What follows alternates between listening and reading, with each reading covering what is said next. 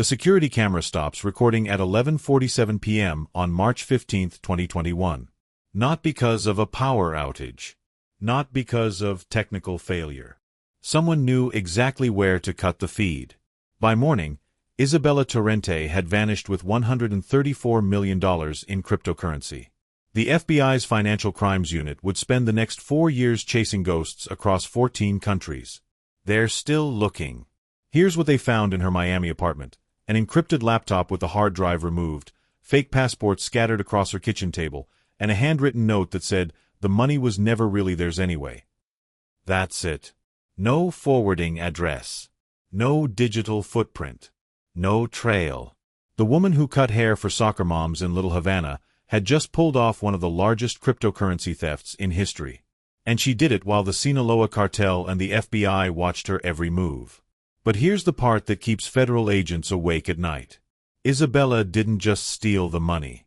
She built an entire criminal empire while working at Salon Mariposa, laundering funds through charity organizations she created, and recruiting other criminals to expand her operation. The theft was just the beginning. Right now, there's a $5 million bounty on her head. Half offered by the FBI.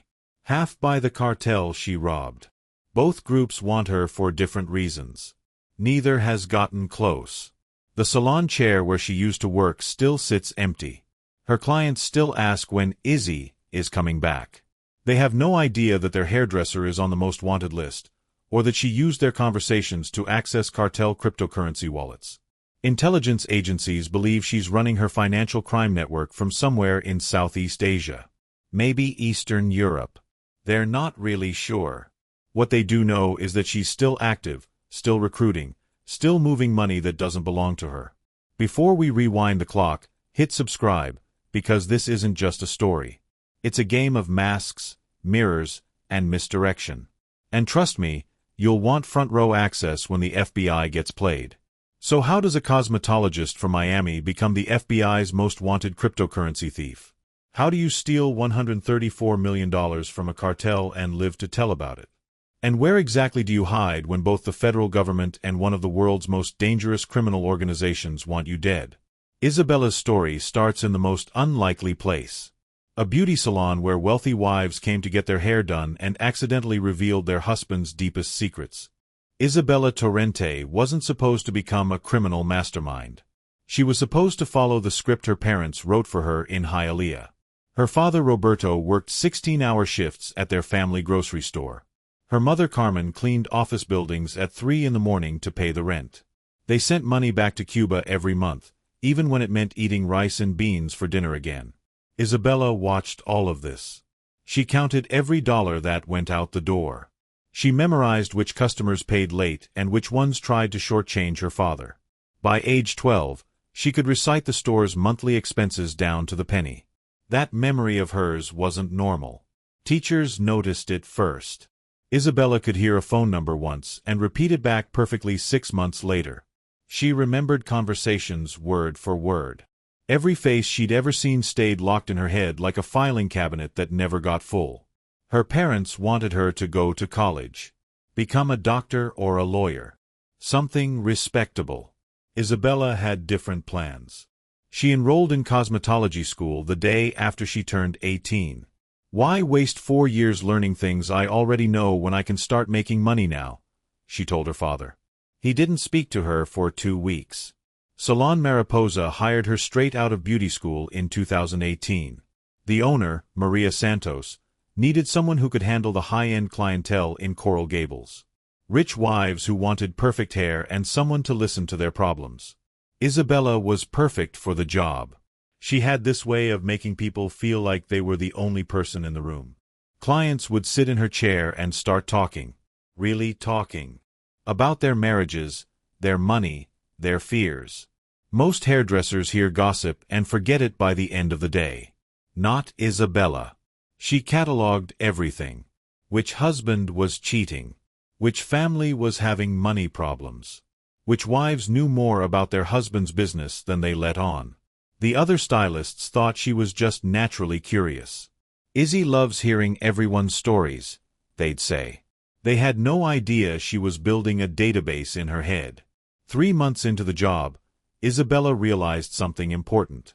Her clients weren't just wealthy. Some of their husbands operated in very gray areas of international business. Import companies that never seemed to import anything. Investment firms that dealt exclusively in cash.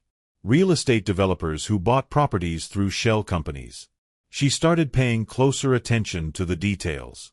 When Veronica Mendez mentioned her husband's business trips to Colombia every month. When Patricia Ruiz complained about all the computer equipment her husband kept in their home office. When Catalina Herrera talked about her husband working late on digital transactions. Isabella never asked direct questions. She didn't need to. People told her everything anyway. They trusted her. She had this gift for making confidential information feel like casual conversation. By her first year at the salon, Isabella had a complete mental map of South Florida's underground economy. She knew which families had legitimate money and which ones were washing dirty cash. She knew who was connected to what organization and how they moved their profits. Most people would have kept this information to themselves, used it for gossip, or ignored it entirely. Isabella started researching cryptocurrency markets at night. She told herself she was just curious about investing her salon earnings. But deep down, she was looking for vulnerabilities, patterns, ways that smart money could become her money. Isabella never forgot anything. Not a face, not a password, not a single detail about how criminal organizations protected their assets. And in early 2019, when Catalina Herrera started getting her hair done every Tuesday, Isabella's real education began. What Catalina shared during those appointments would change everything. Not just for Isabella, but for a cartel that thought their money was untouchable. Catalina Herrera walked into Salon Mariposa on a Tuesday morning in February 2019. Designer handbag, perfect makeup, and the kind of loneliness that money can't fix. She booked a standing appointment. Every Tuesday at 10 a.m. Color touch-ups, blowouts, whatever kept her in Isabella's chair for 2 hours straight. Catalina started talking during her second visit. Her husband Felipe worked too much. Always on his computer.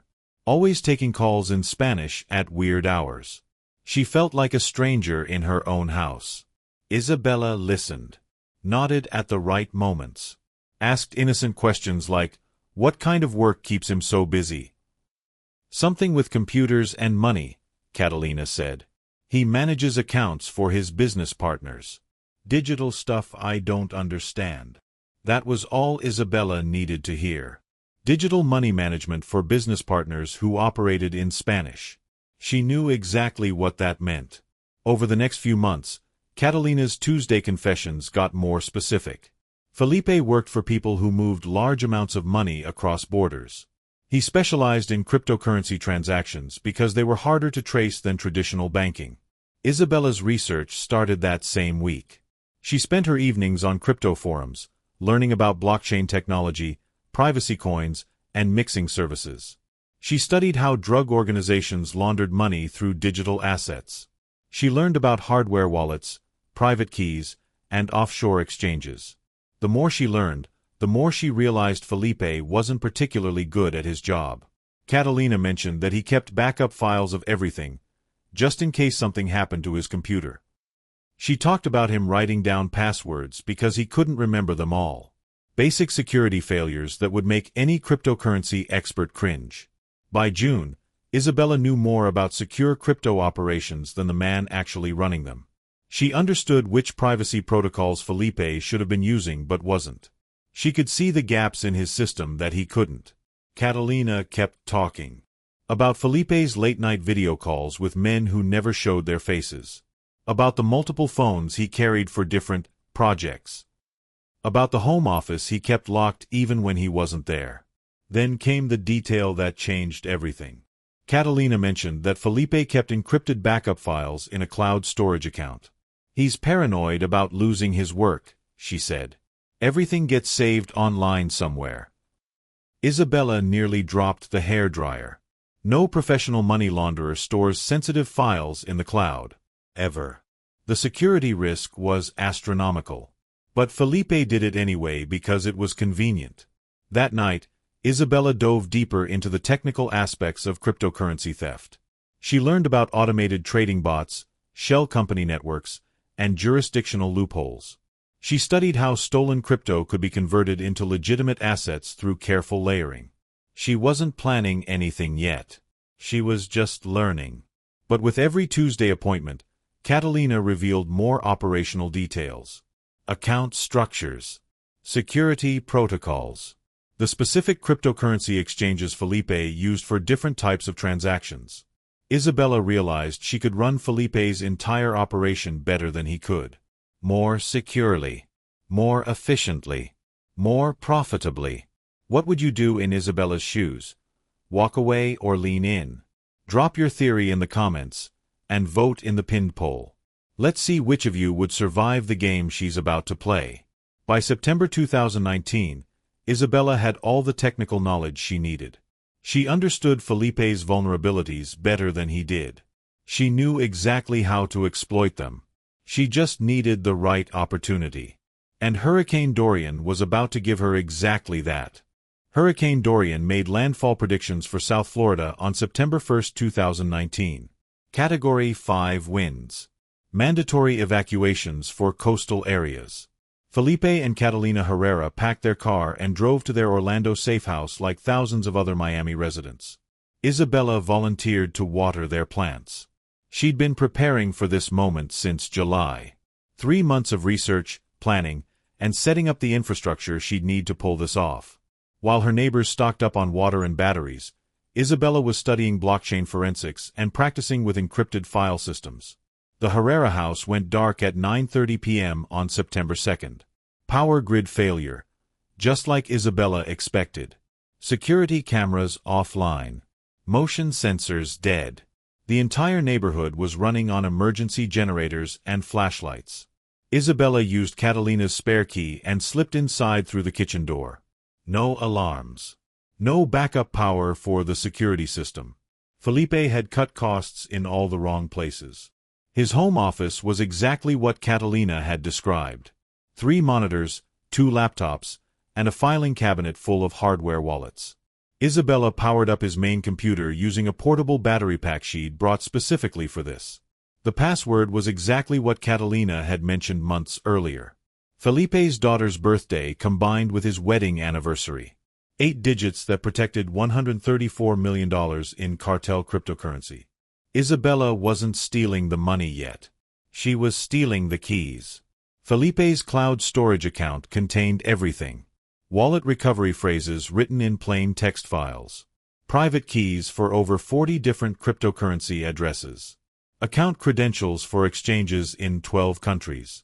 A complete map of the cartel's digital treasury. She copied everything to an encrypted drive in under 20 minutes. Then she did something Felipe would never expect. She improved his security. Isabella updated his passwords, enabled 2-factor authentication, and cleaned up his file organization. If Felipe noticed anything different, he'd assume it was automatic security updates or his own forgotten changes. The real heist started 3 weeks later. Isabella had spent those weeks building what she called her legitimacy network. She registered shell companies across 5 states. Beauty supply distributors. Skincare app developers. Digital marketing consultancies. Each company had proper business licenses, registered addresses, and professional websites. She opened cryptocurrency exchange accounts under each company's name. Established business banking relationships. Created a paper trail that made her look like a successful entrepreneur in the beauty industry. The theft algorithm Isabella designed was brilliant in its simplicity. Instead of one massive transfer that would trigger immediate alerts, she programmed automated withdrawals of random amounts between $15,000 and $50,000. Each transaction happened during high-volume trading periods when cartel activity was already moving money around. The first transfer executed on September 23 at 2:17 a.m. $43,000 moved from a cartel wallet into a privacy-focused cryptocurrency called Monero. From there, it went through her automated mixing system, bouncing between exchanges in different countries before emerging as clean Bitcoin in one of her shell company accounts. Isabella watched that first transaction complete from her studio apartment. Her hands were shaking. Not from fear, but from adrenaline. She'd just stolen more money than her parents made in 2 years, and nobody would notice for weeks. The algorithm she'd built could run completely unsupervised. It analyzed cartel transaction patterns and timed her thefts to coincide with legitimate business activity. When the cartel moved money for operational expenses, Isabella's withdrawals looked like part of the same financial flow. By November, she was averaging $200,000 per week in successful thefts. The money flowed through her shell companies into legitimate investments. Real estate purchases in Atlanta. Minority stakes in tech startups. A growing chain of beauty supply stores. Isabella kept working at Salon Mariposa like nothing had changed. Same schedule, same clients, same conversations. Catalina still came in every Tuesday, still complained about Felipe's long hours and secretive phone calls. What Catalina didn't know was that Felipe was about to have much bigger problems than work-life balance. If you're into the mechanics of digital crime and how real-world hackers stay 10 steps ahead, subscribe now. Every episode breaks down how fiction blurs into fact. By December 2019, Isabella had successfully stolen over $15 million. Her algorithm was processing dozens of transactions per week without triggering a single security alert. The cartel had no idea they were being robbed by their money manager's hairdresser. But Isabella wasn't satisfied with just being a thief. She was about to become something much more dangerous. Isabella Torrente woke up in Miami every morning at 6 a.m. She made Cuban coffee in her studio apartment, drove her Honda Civic to Salon Mariposa, and spent 8 hours cutting hair for women who had no idea their stylist was worth $30 million.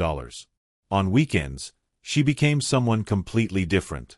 Isabella Santos flew first class to Atlanta, checked into 5-star hotels, and conducted business meetings as a successful entrepreneur who'd built her wealth through savvy cryptocurrency investments and beauty industry acquisitions. She bought a chain of high-end salons in Buckhead, invested in boutique fitness studios, put money into tech incubators focusing on beauty apps and wellness platforms. Every investment was legitimate, profitable, and completely legal. The transformation was flawless. In Miami, Isabella wore discount store clothes and lived paycheck to paycheck. In Atlanta, she wore designer suits and drove a leased Tesla. 2 different social security numbers. 2 different credit histories. 2 complete identities that never crossed paths. She carried 3 phones. One for her Miami life with contacts for salon clients and her landlord. One for her Atlanta business operations with numbers for lawyers, accountants, and investment partners. And one encrypted device that only connected to her cryptocurrency accounts through VPN networks. The psychological compartmentalization was the hardest part. Isabella had to genuinely believe she was still the struggling cosmetologist when she was in Miami. Her reactions to client complaints about money problems had to be authentic. Her surprise at expensive restaurant prices had to be real. But she was addicted to the power of her Atlanta persona. Making million-dollar investment decisions. Having lawyers and financial advisors treat her like she mattered. Walking into meetings where people hung on her every word because they thought she was brilliant. Which she was. Just not in the way they imagined. Isabella's Atlanta contacts knew her as a cryptocurrency early adopter who'd gotten into Bitcoin when it was still cheap. She spoke knowledgeably about blockchain technology, DeFi protocols, and market analysis. They had no reason to question her success story. Meanwhile, her theft algorithm was still running in the background. Every Tuesday while she highlighted Catalina's routes, hundreds of thousands of dollars were moving through her automated system. Clean money emerged in her shell company accounts while she discussed hair care products and weekend plans. The duality became a drug. Isabella loved being underestimated in Miami and overestimated in Atlanta. She got off on the fact that Catalina trusted her with secrets while Isabella was systematically destroying her husband's operation. But maintaining 2 complete identities was exhausting. Isabella had to remember which life she was living at every moment. One wrong phone call, one misplaced document, one slip of the tongue could expose everything. We're closing in on 1,000 true crime fanatics. Join us and help crack that milestone. Every sub tells the algorithm this story deserves to be told. Hit that button before Isabella vanishes again. By early 2020, Isabella had stolen over $60 million. Her legitimate businesses were generating real profits. She was building a criminal empire while nobody suspected the quiet hairdresser from Little Havana. But the cartel was finally starting to notice that their money was disappearing. And that meant Isabella's perfectly balanced double life was about to collapse. The cartel's quarterly audit in March 2020 revealed a problem that couldn't be explained away. $68 million in cryptocurrency had vanished from their reserves over 6 months. No record of authorized withdrawals. No documentation of approved transfers. Felipe Herrera was called to a meeting in a warehouse outside Homestead. 3 men in expensive suits asked very specific questions about his security protocols. Felipe sweated through his shirt trying to explain how professional hackers could have bypassed his encryption. They didn't believe him. Felipe had 2 choices: face cartel justice for losing their money, or find another solution. He chose the FBI. Special Agent Miranda Cross got the call on a Tuesday morning. Financial Crimes Division, Cyber Unit. 15 years tracking money launderers, cryptocurrency thieves, and digital fraudsters. She'd seen every scam, every scheme, every sophisticated theft algorithm ever invented. Felipe's case was different. The theft pattern was too smart, too patient, too perfectly timed with legitimate cartel transactions. This wasn't some script kiddie or amateur hacker. Someone with deep knowledge of both cryptocurrency technology and cartel operations was systematically draining their accounts. Cross assembled a task force within 48 hours. Digital forensic specialists, blockchain analysts, and surveillance teams. They started mapping every transaction, every wallet address, every exchange account that had touched the stolen funds. The money trail led to dozens of shell companies across multiple states. Beauty supply distributors that existed only on paper. Marketing consultancies with no actual clients. Investment firms that had never made a public filing. But someone was staying ahead of them. Every time Cross's team identified a shell company, it would dissolve within days. Bank accounts closed. Business licenses revoked. Digital footprints scrubbed clean. Whoever was running this operation had sources inside law enforcement or access to surveillance detection systems. Isabella felt the pressure building in late April. Catalina mentioned during her Tuesday appointment that FBI agents had questioned her about Felipe's work associates. They'd asked specifically about anyone who might have had access to their home office or computer equipment. Isabella's theft algorithm immediately went dormant. No more automated withdrawals. No more shell company transactions. She shifted into shutdown mode, preparing to eliminate evidence and disappear. But she couldn't resist one final score. Cross's team was tracking a network of beauty industry investments that all traced back to the same Atlanta-based entrepreneur. Isabella Santos, successful businesswoman who'd supposedly built her fortune through early cryptocurrency adoption. They got approval for surveillance on May 15th. Digital monitoring of all her known accounts, physical surveillance of her Atlanta properties, and preparation for search warrants on her investment portfolio. Isabella vanished 3 days before the raid. Cross arrived at Isabella's Atlanta penthouse to find cleaned-out offices, wiped hard drives, and a forwarding address that led to a vacant lot in Tennessee. The Tesla was returned to the leasing company. The investment accounts were closed. Even her housekeeper had been paid through the end of the year and told that Ms. Santos had relocated overseas for business. The Miami side was harder to track because Isabella Torrente technically didn't exist as a person of interest yet. She was still just a cosmetologist who worked at Salon Mariposa and lived in a studio apartment near the airport. Cross's breakthrough came from analyzing security footage from the Herrera house during Hurricane Dorian. Traffic cameras caught Isabella's Honda Civic in the neighborhood at 9:47 p.m. on September 2nd. The same night their power grid failed and surveillance systems went offline. By the time Cross connected Isabella Torrente to Isabella Santos, the real Isabella was already executing her exit strategy. Bank accounts were being drained. Properties were being transferred. And a new identity was being activated in a country without extradition treaties. Cross had spent 6 months chasing one of the most sophisticated financial criminals she'd ever encountered. Now she realized she'd been hunting a ghost who was always 2 steps ahead. The question wasn't whether Isabella would escape. It was whether she'd disappear completely or continue operating from somewhere the FBI couldn't reach her. Isabella wasn't content being just a thief anymore. By summer 2020, she was recruiting corrupt bank employees in Jacksonville who could move money without triggering federal reporting requirements. Disgruntled cartel associates who knew which organizations kept poor digital security. White-collar criminals facing prosecution who needed new sources of income. Within 3 months, Isabella had built a financial crime network spanning 6 states. Her recruits handled different pieces of the operation while she coordinated everything from encrypted chat rooms and burner devices. The beauty industry investments were just the front layer. Underneath, Isabella was running cryptocurrency theft operations against drug cartels, human trafficking organizations, and arms dealers across Latin America. Criminal organizations that couldn't report their losses to law enforcement.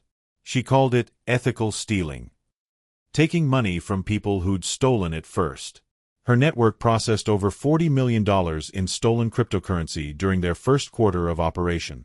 Isabella kept 30%. Her recruits split the rest.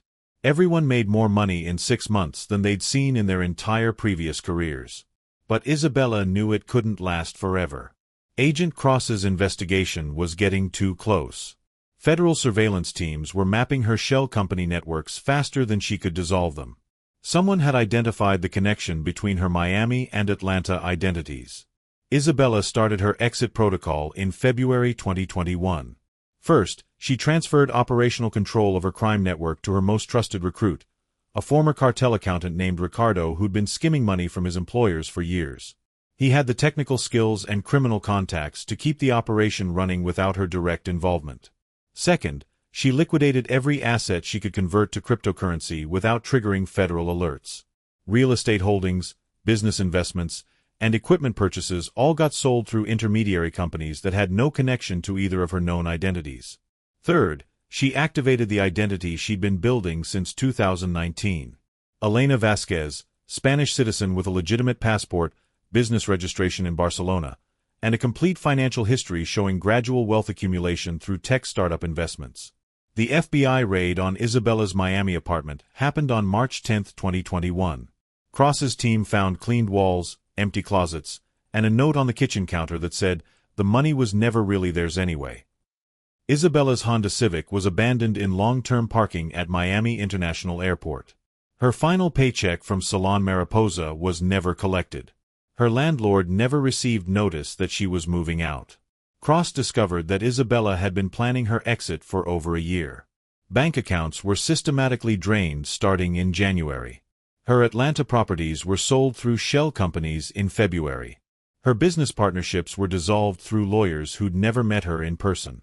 The last confirmed sighting of Isabella Torrente was airport security footage showing her boarding a private jet at Opa-locka Executive Airport on March 8 at 11:30 p.m. Flight plan listed the destination as Caracas, Venezuela. But that wasn't the end of the trail. Financial intelligence agencies tracked cryptocurrency movements suggesting Isabella's crime network remained active throughout 2021 and 2022. Stolen funds were still being processed through the systems she'd established. New criminal organizations were being targeted using her methodologies. The FBI's final report classified Isabella's operation as the most sophisticated digital heist run by a non-state actor. She'd stolen $134 million from cartel accounts, laundered an additional $67 million through her criminal network, and vanished without leaving any recoverable assets or actionable intelligence. Cross retired from the FBI in 2023, but she still gets updates on potential Isabella sightings. None have been confirmed. The empty chair at Salon Mariposa still waits for her Tuesday appointments that will never happen again. Isabella Torrente has been missing for 4 years. The bounty on her head is now $5 million. Half from the FBI. Half from the Sinaloa Cartel. Both organizations are still actively hunting her. Financial intelligence agencies believe she's operating from Southeast Asia or Eastern Europe. Maybe both. Her crime network continues processing stolen cryptocurrency, which means she's either still running it personally or trained her replacements very well.